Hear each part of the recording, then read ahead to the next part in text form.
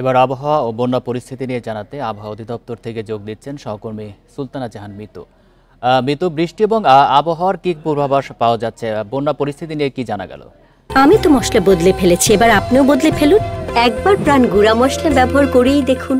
দেখুন, আমরা গতকাল থেকেই যেটি আবহাওয়ার পূর্বাভাস জেনে আসছিলাম যে বৃষ্টি কম হওয়ার কারণে ধীরে ধীরে বন্যা পরিস্থিতির উন্নতি হচ্ছে, এবং আজকেও আবহাওয়া অফিস যে পূর্বাভাস দিল যে আজ এবং আগামীকাল বৃষ্টি একেবারে কম হওয়ার সম্ভাবনা আছে, যার কারণে আবহাওয়া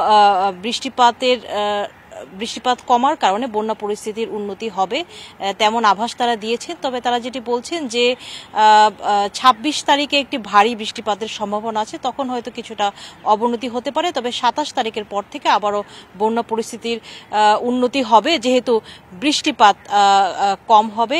তবে এখানে একটি বিষয় আছে যে তারা যেটি বলছে যে গত ২৪ ঘন্টায় বন্যা কবলিত এলাকায় বা উপদ্রুত অঞ্চলগুলোতে বৃষ্টি কম হলেও অন্য কিছু জায়গায় বৃষ্টি হয়েছে। যেমন সবচেয়ে বেশি বৃষ্টি হয়েছে বরিশালে, সেখানে ২৪ ঘন্টায় বৃষ্টিপাত রেকর্ড করা হয়েছে ৫৭ মিলিমিটার।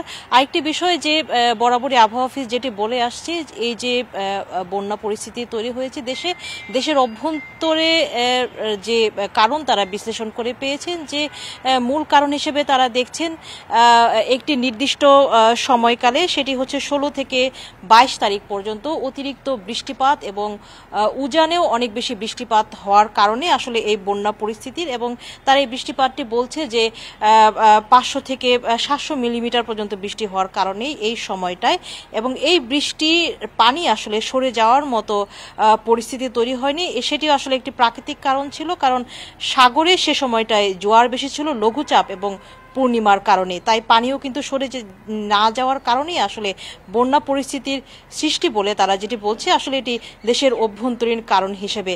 তবে সবকিছু মিলিয়ে আবহাওয়ার যে পূর্বাভাস, যদিও এখনো বন্যা পূর্বাভাস এবং সতর্কীকরণ কেন্দ্রের বক্তব্য আমরা সকাল থেকে জানতে পাইনি, তবে আবহাওয়া অধিদপ্তর যেটি বলছে যে বৃষ্টিপাতের সম্ভাবনা আজ এবং আগামীকাল নেই, সে কারণেই কিন্তু আসলে বন্যা পরিস্থিতির উন্নতি হচ্ছে এবং উন্নতি হবে। তবে আগামী ২৬ তারিখ একটি ভারী বৃষ্টিপাতের সম্ভাবনা আছে, তারপরে ২৭ তারিখের পর থেকে বন্যা পরিস্থিতির আরও উন্নতি হবে বলে আবহাওয়ার পূর্বাভাস বলছে।